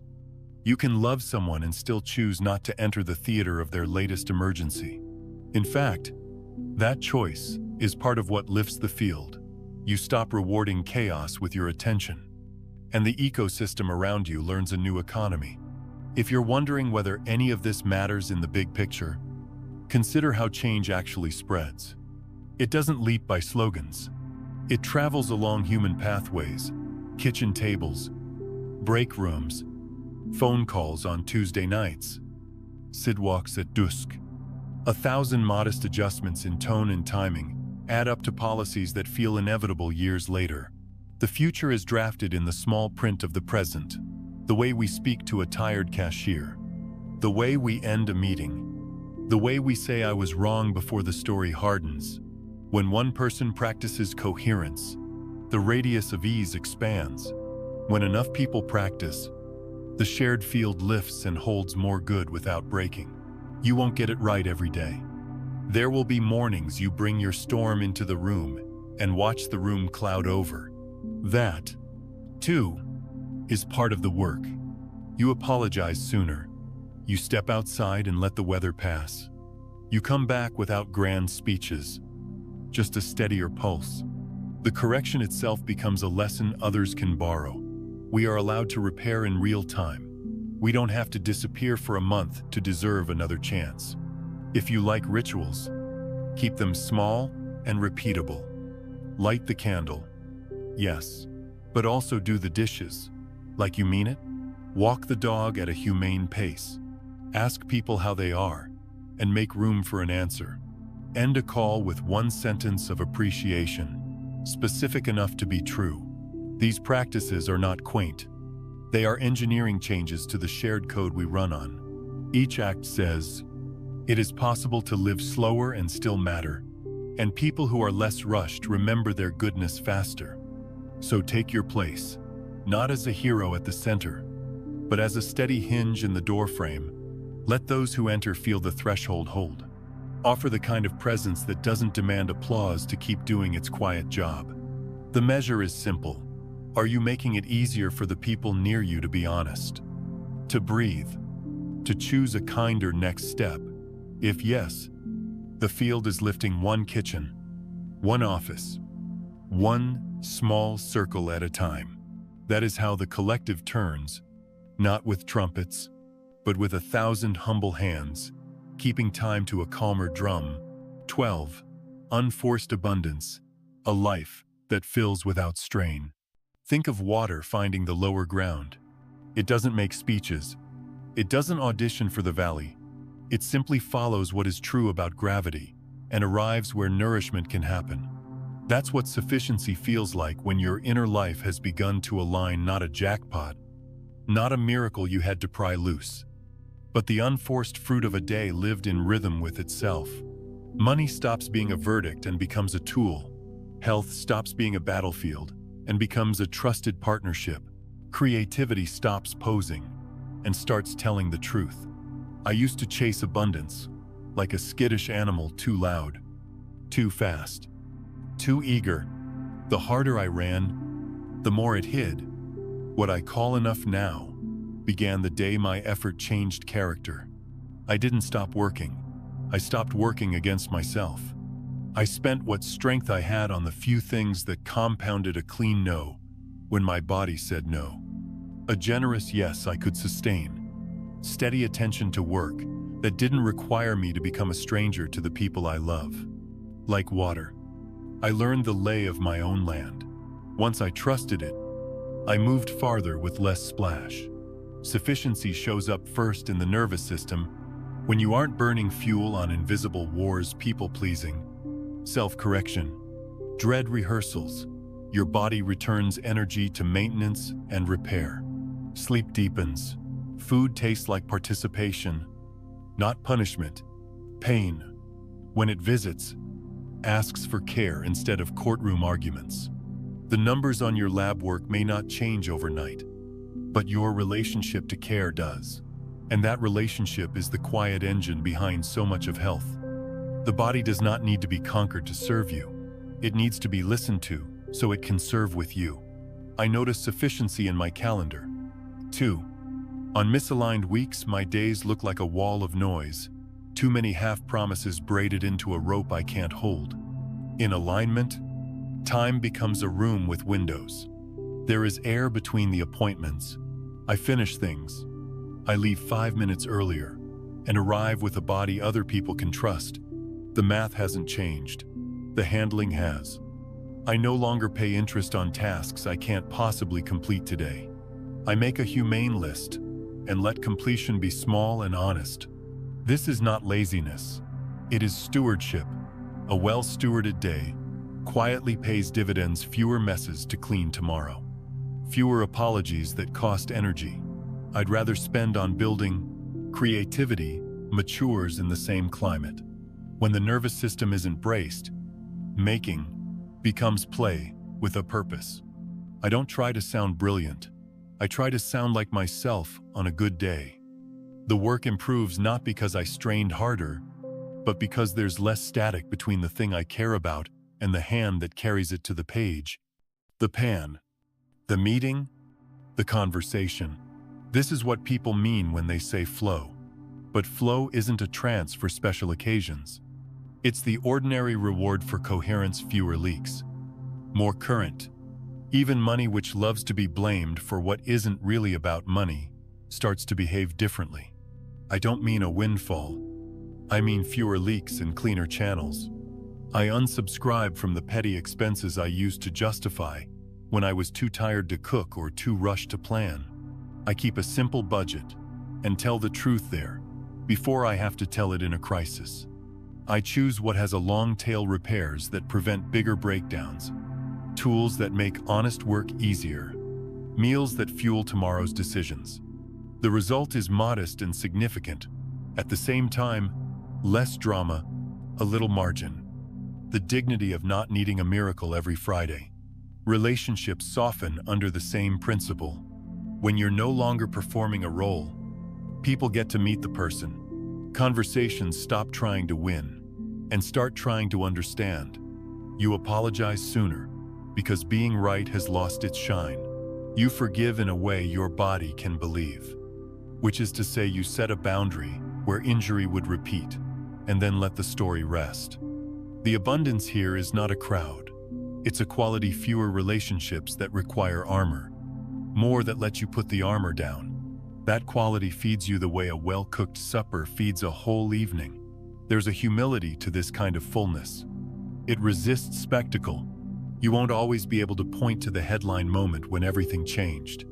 It looks like groceries in the fridge and a pillow that knows your face. It looks like knowing where your keys are, because your life has slowed enough to put them in one place.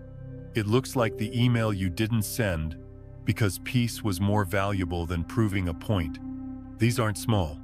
They are structural. They reinforce the bridge you walk every day. If you want a practice that keeps this alive, try choosing accuracy over intensity. Accuracy is the portion you can carry today, the task you can actually finish, the kindness you can give without resenting, the pace that lets your breath keep up with your feet. Intensity burns fast and demands witnesses. Accuracy accumulates in ways no one needs to clap for bills paid on time. Sleep caught up, a room kept tidy, a friendship watered before it wilts.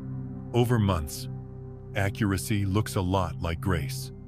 You might ask, how do I know I'm not just lowering my standards? Watch the fruit. Do your choices cost less to keep? Are you a little kinder to the bodies around you, including your own? Are you telling fewer heroic stories because your days don't require rescue missions? That's not settling. That's settling in. The river isn't giving up on the mountain. It's respecting gravity enough to carve a canyon you can marvel at 50 years from now. On days when the old urgency returns, and it will meet it without shame. That part of you learned to sprint for good reasons. You can thank it and still refuse to hand it the keys. Do something simple and complete. Make the bed. Cook an egg. Call the appointment. Walk around the block and let the sky disciple your attention. Sufficiency loves simple completions. Each one reminds your system that life can move forward without heroics. Most of all, let joy be small and repeatable. A clean sink at dusk. The sound of someone you love moving in another room. A sentence that lands where it should. When your life is aligned, these do not compete with big joy.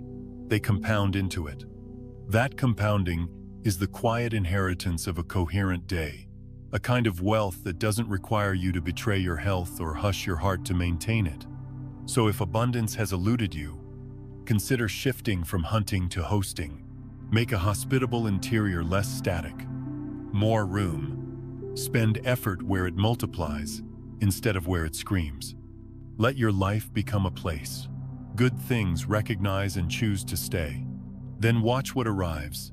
Not a parade, not a lottery, but a faithful river that knows the way down, filling the low places, feeding the roots, keeping time with a drum you no longer have to bang. 13. Energy declaration. Begin with a vow, not a plea to the universe, not a bargain with fate, a clear promise you make to the person you are when you're most honest. I choose conscious evolution. Say it in a voice you trust. Say it without fireworks. Then spend the rest of the day proving it to yourself in the smallest ways you can keep. A declaration isn't a slogan.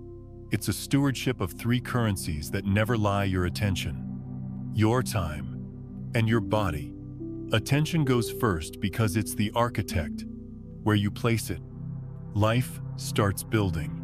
When attention is scattered, the day inherits that weather gusts, interruptions, a fatigue that doesn't match the work you've done. When attention is warmed and focused, even the humble parts of living grow teeth and hold.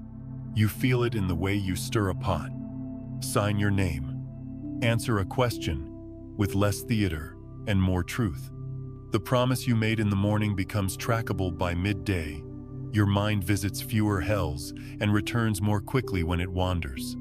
Time is the structure. We each wake up with a little house of ours, and by nightfall, that house will tell the truth about what we worship. Your declaration starts rearranging the furniture. You stop renting rooms to habits that can't pay, and you move a chair to the window where light falls. The point isn't to cram more into the day. It's to make room for what matters to grow roots. 15 honest minutes, with a real task outcompete 2 hours of distracted heroics. A phone call made at the humane time prevents a week of repair. Even rest becomes potent when it is chosen rather than surrendered to after collapse.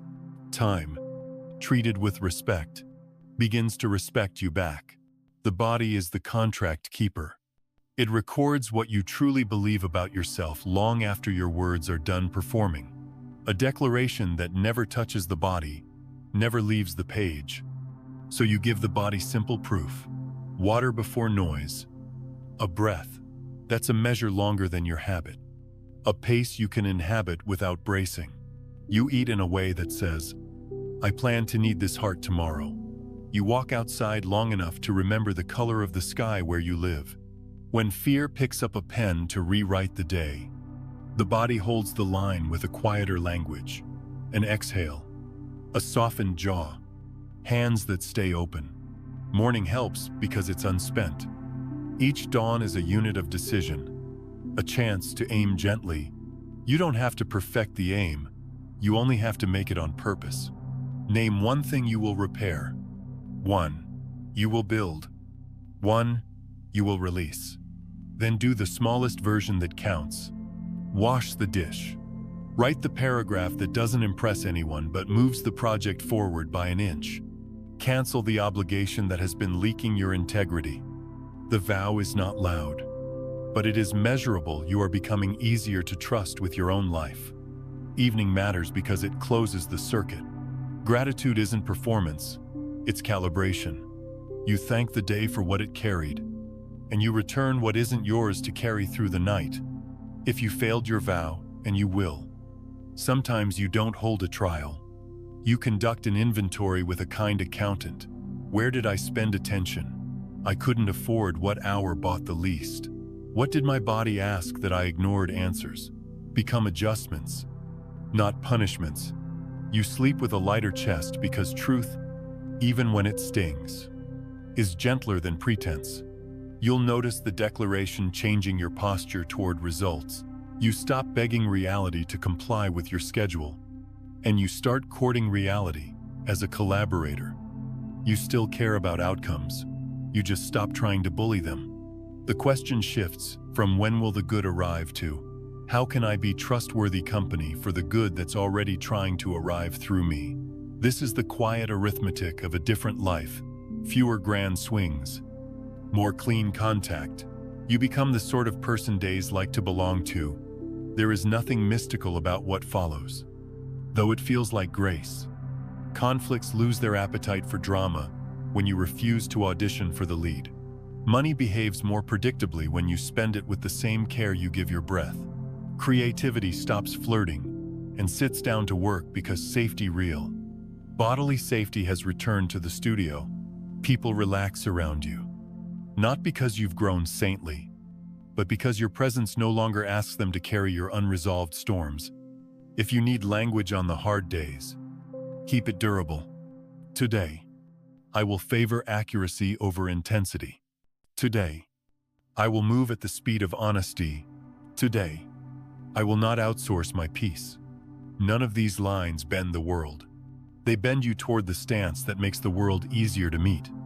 And when you inevitably slip when the email is sharp, the snack is a substitute for breath. The afternoon disappears into old static. You repair sooner. The declaration is not revoked by a stumble. It is refreshed by returning. I think often of elders who taught me this without speeches. One never rushed a greeting. He treated a hello like a promise to see you for a moment.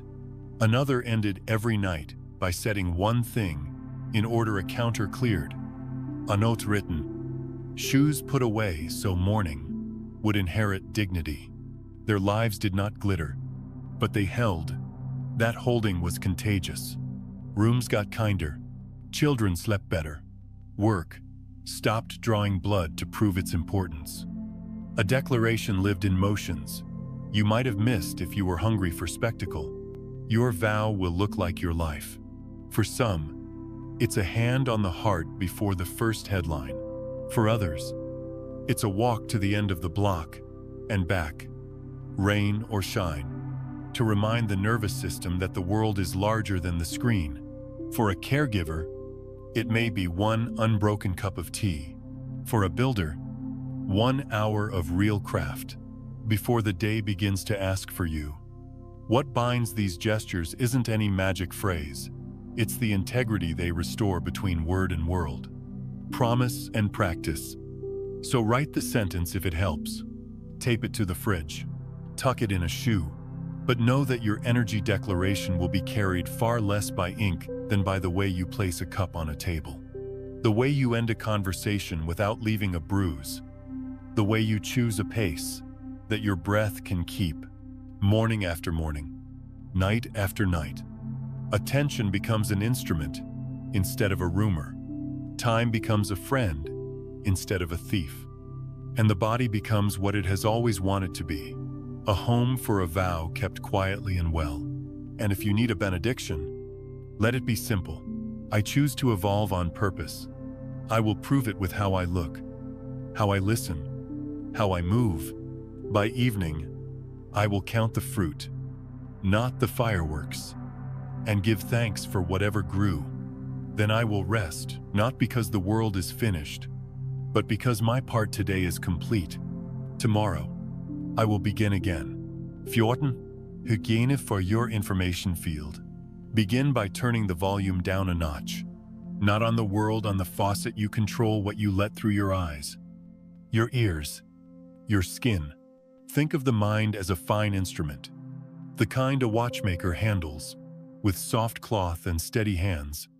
It can measure subtle weather truth, timing, fit, but only when its gears aren't clogged with grit. A messy content diet throws sand into the movement. You don't become less intelligent. You become less available to your own intelligence. The needle still moves, but the reading is off. I learned this the way many of us do, by noticing how I felt after just a quick scroll. My chest ran a little hotter. My jaw set a little tighter. And somehow I was hungry without knowing for what. That's the tell. Random inputs rarely leave you nourished. They leave you stimulated and underfed. The nervous system, confused by constant pings, keeps reaching for another hit, then another, until your inner bandwidth, once clear and wide, narrows to a sputter. You start mistaking volume for value, outrage for relevance, novelty for truth. Information hygiene is simple, human, and unglamorous. It isn't about becoming a monk. It's about becoming a better host for your own life. Imagine your attention as a house with a front door and a back garden. If you let any wandering circus pitch a tent in the living room, don't be surprised when there's no space left for the people and tasks that actually matter to you. Close the door gently. Let guests knock. Ask, before you open, will this add clarity or just noise? Will I be calmer, wiser, kinder after this visit? You'll be amazed how many bright, loud guests fail that test. This isn't moralism, it's engineering. The human instrument entrains to whatever it's near. Sit next to a violin, and you feel the vibrations whether or not you play. Sit next to a feed optimized for friction, and your nervous system will start to hum at that pitch. Then you try to have a tender conversation with someone you love, and the bow screeches across the string, not because you're unloving, but because your instrument is still ringing from a room you didn't need to enter. So we clean the field, the way a gardener clears paths, small, regular gestures that add up. In practice, it looks like choosing one screen at a time, so the mind can complete a loop instead of splitting into fragments it must later stitch back together. It looks like stepping into daylight for 3 honest minutes before headlines, letting the sky set your baseline instead of an algorithm. It looks like saving debate for places where hearts matter more than points, because arguing as sport teaches the mouth to move faster than the soul. It looks like turning down the clip that flatters your fear and turning up the voice that makes your breath grow longer. When the bandwidth is clean, something sweet returns. Direct knowing becomes trustworthy again. You feel the tug to call someone, and you don't need 5 reasons. You just dial. You sense that a meeting will go better at a different hour, and you rearrange without drama. You read the room with less projection because your interior screen isn't crowded with other people's unprocessed weather. Synchronicity, which never left, becomes visible, like stars that appear when the town finally cuts its lights after midnight. I keep a few modest rituals, not as commandments, but as courtesies to my instrument. A threshold minute between tasks, where I stand, breathe, and let the last conversation leave my hands. A closing ritual at night, one surface cleared, one gratitude spoken out loud, one unresolved thing written down so it won't pace my brain in the dark. A news window instead of a news fire hose, chosen for depth over shock, then put away so the day can be about the life I can touch. None of this makes me pure. It makes me usable. There's a kindness here I wish I'd learned earlier. You don't have to attend every argument your phone invites you to. You are allowed to be informed and still choose not to be inflamed. You are allowed to protect the pace that keeps you honest. The world is not better served by your constant agitation. It is better served by your clear action. Clear action needs a clean signal, and clean signal asks for the same basics that keep any instrument faithful. Dust it. Tune it. Don't leave it in the rain. You'll notice your conversations change as your field clears. Silences stop feeling like failures to fill. Laughter returns without the edge. That proves you're clever. You ask simpler questions and get truer answers. People sense there's room in you. Room for their story to land without being manhandled into your latest theory. That room is a gift. It's also a power. In a noisy culture, steadiness is magnetic. Folks begin to borrow your climate while they remember how to make their own. If you're worried about missing something, remember that noise is not the same as news. The important tends to echo. It will reach you by multiple paths. An email from someone thoughtful, a well-made article, a neighbor's voice over the fence. Meanwhile, the cost of drowning in every ripple is steep. You lose the thread of the life right in front of you. That thread is how you contribute through steady work. Good care. Ordinary courage. Protect it. Of course there will be days you tumble down the hole. I do, too. When that happens, repair gently and specifically. Close the tabs. Wash your face. Touch something alive that doesn't care about your feed. A leaf. A loaf. A sleeping child.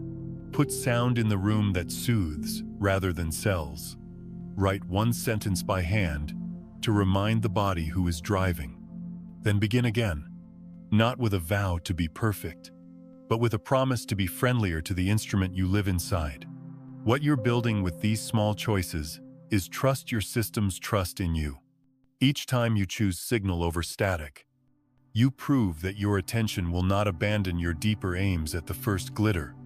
Each time you decline the bait of useless conflict, you tell your nervous system it will not be dragged into rooms where it can only harden or hide. Over weeks, this trust becomes a hum you can lean on. Décision cost less. Peace visits more. The day holds together, and that is the quiet miracle of information hygiene. It doesn't make life smaller. It makes life legible.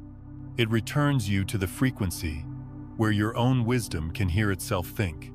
From there, intuition stops being a rumor and becomes a colleague.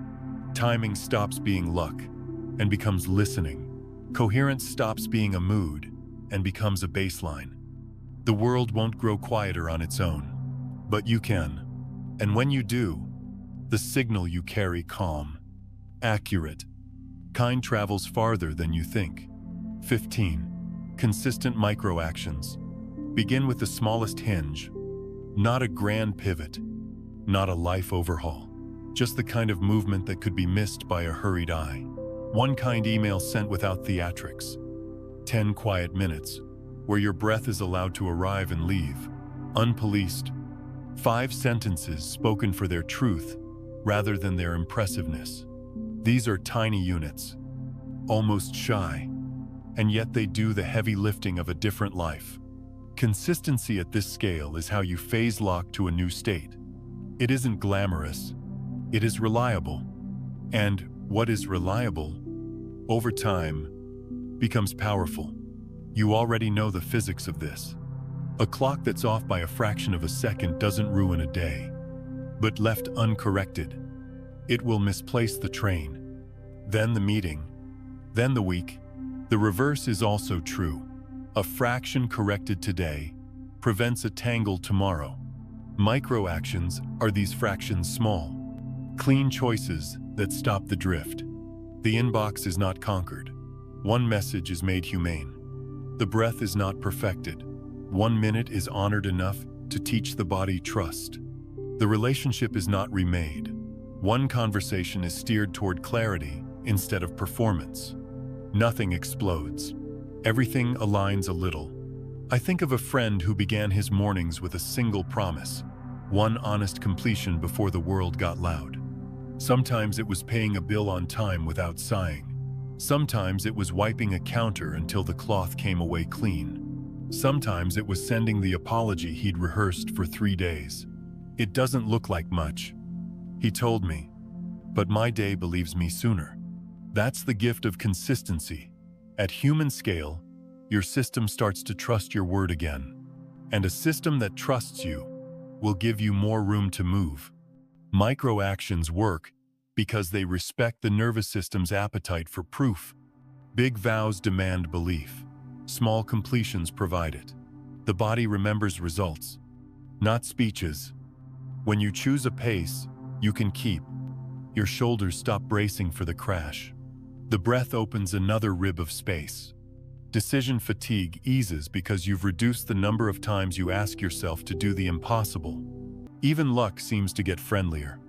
Not because fate was watching, but because accuracy compounds into fewer self-made obstacles. Probability prefers coherence. There is a tenderness to how these steps operate. A 10-minute walk under honest sky will not solve your life, but it will teach your attention the color of distance again. And attention trained on distance is less likely to be kidnapped by the nearest noise. One glass of water before the first headline will not make you a saint. It will, however, remind your mouth that it belongs to a body, not an algorithm. A single text that says, "I was wrong," won't rewrite the past, but it will lower the voltage in a room and save the next hour from needless repair. In each case, a small act prevents a large cost. That is not small at all. If you worry that micro-actions are just a new way to procrastinate on the big work, notice their fruit. The right tiny move does not postpone. It primes. 10 deliberate breaths. Before an important call, prepare your voice to carry truth without cracking. A kindly email to close a lingering loop.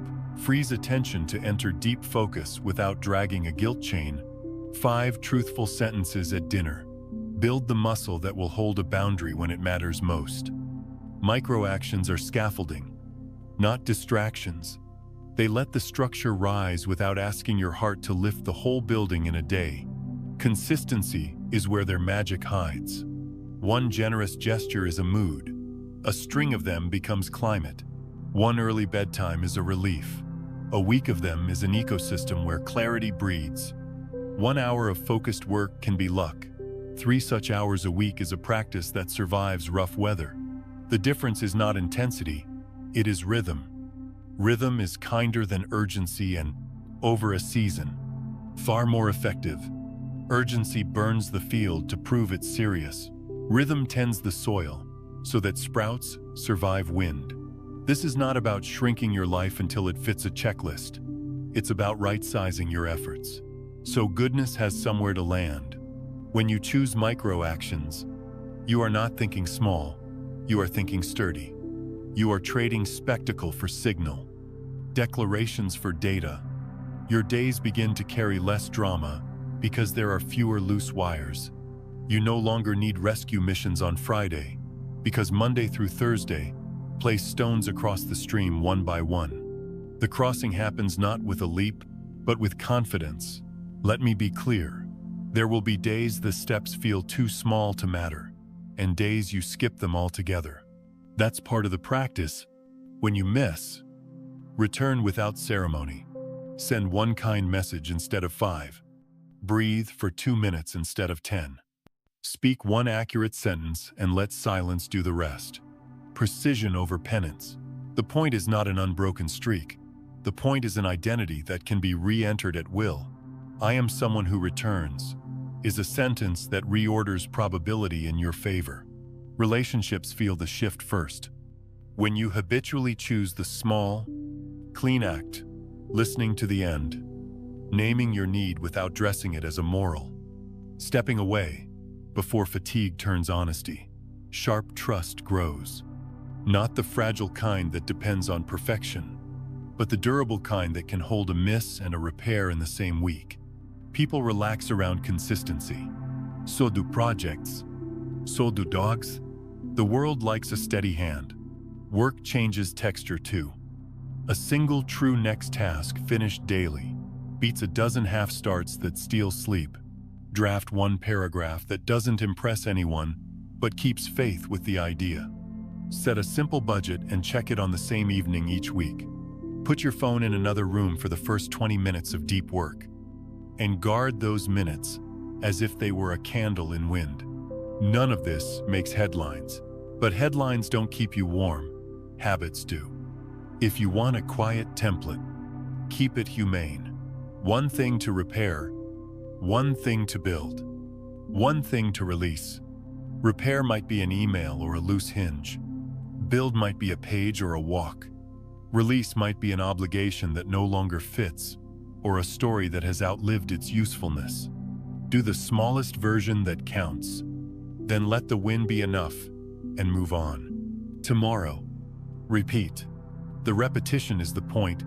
Repetition is how a drumbeat becomes a song you can live inside. In time, something beautiful happens. You stop hunting for momentum. Momentum finds you. The day begins to greet you like a colleague who knows you will show up. Not perfectly, but reliably. Doors that used to require a battering ram swing on oiled hinges. Traffic clears in places it used to clot.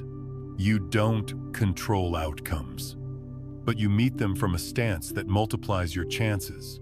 Probabilities tilt toward you because you've become the kind of place where good outcomes have less friction. So keep the steps small, honest, and repeatable. Let kindness be measured in units your body can afford. Let breath be a practice, not a performance. Let truth arrive in 5 sentences, if 5 is all you have. Every micro-action is a vote for the person you are becoming: focused, warm, unhurried. Enough votes, and the identity holds on its own. That's the quiet revolution, not a single, epic leap, but 1,000 soft steps that make the ground steadier beneath you. Day after faithful day. The door you already are. Begin softly. You don't have to chase the miracle. You are the doorway it walks through. The moment you stop trying to impress life and start letting yourself be impressed by life, influence replace performance. Not the loud kind, the steady kind. It shows up in how you set a cup down, how you look at a stranger, how you let a breath finish itself without you grabbing the reins. Breakthroughs stop looking like fireworks and start feeling like right-sized choices, a gaze that blesses instead of measures, an exhale that chooses pace over panic, a sentence that is kind because it is true. From these small units, a larger reality assembles quietly, sturdily, like a house framed in the early light. Make today simple on purpose, less noise, more presence. Let gratitude be your tuning fork, the baseline that steadies your day when the world leans toward haste. Let gentle discipline be the fence that protects your growing field, not to keep life out, but to keep what matters in. Let silence be your teacher, not because it is dramatic, but because it is faithful. In silence, the mind remembers.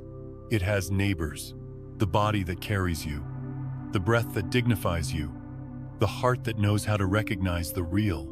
From that neighborhood, good decisions walk over unannounced and take a seat at your table. I won't pretend this is glamorous. A life that works rarely it's built of micro-accuracies and daily courtesies. Patience practiced in rooms no one will ever film. But you will feel the architecture holding. The nervous system stops auditioning for emergencies. The calendar becomes a shelter instead of a trap. The people who love you exhale more often in your company. Even technology seems to behave, not because you command it, but because you handle it with a steadier hand. The world reflects your observer, not in every detail, not on your schedule, but reliably enough that trust becomes reasonable. You are not trying to manufacture holiness. You are learning to notice it. In the steam over your tea, in the moment you choose to listen, the extra beat that delivers someone to their own clarity, in the noon light across a floor that keeps forgiving your footsteps. When life becomes legible in these places, it changes your appetite. You stop needing spectacle to believe in grace. You stop needing proof to behave like someone who belongs here. And belonging, practiced gently, is the miracle most of us were chasing with louder means. Carry a phrase if it helps, less static, more signal. Spend attention where it compounds on the task that honors your craft, on the body that must outlive your ambitions, on the relationships that give tomorrow a shape you can stand inside. When you miss, and you will, because you are human, repair lightly, and soon, penance is heavy, precision is lighter. One apology now saves 10 explanations later. One early bedtime keeps 3 promises alive tomorrow. One honest no clears a path for a yes that can keep its word. Let gratitude do its quiet arithmetic each evening. Count fruit, not fireworks. Did you choose pace over panic? At least once. Did you say one sentence that did not need armor? Did you put one thing back where it belongs, so the morning inherits dignity? These are not small wins. They are the hinges that keep a life from squeaking itself into exhaustion. Thank the day for cooperating where it could. Release the rest. The universe is not a vending machine that owes you results for good behavior. It is a living field that responds to climate. You're learning to be good weather. When fear returns, and it will answer it with posture, not argument, let the jaw soften. Put your hand where the breath begins. Remember that calm is not the absence of weather. It is the presence of shelter. You can be that shelter without becoming a wall. Doors open and close. Windows vent what needs to leave. The house of you can host joy without gripping it, and host sorrow without drowning in it. This is a mature miracle, less cinematic, more survivable. If you're ready, whisper it to yourself. Now, I allow harmony to lead. Let the sentence land like a stone in a calm pond.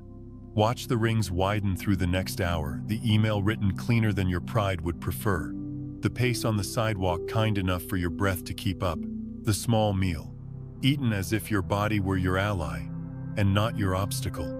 Then take the next step, however modest, from that frequency. Change the way you walk, and the path changes the way it lays itself down. Not all at once, not forever, but reliably enough that you begin to trust the choreography. In time, you will notice that you influence rooms without trying to fix them. You won't have to carry the whole table. You'll only have to stop adding static. People will tell the truth more readily in your presence, because your presence tells the truth first. You will love in ways that do not ask others to abandon themselves to make you comfortable. You will work in ways that do not injure the one person who has to live inside your results, and you will rest in ways that prove you plan to be here for a while. Doing this gently and well. So let this be your benediction. Practical and tender. Reduce the noise you can. Amplify the presence you are. And let the humble physics of coherence do what fireworks never could. You are not far from the life you mean to live. You are one softened glance, one complete breath, one clean word away again and again, until the ordinary miracle is no longer something you chase, but something you host. Walk on. The door you are is already open.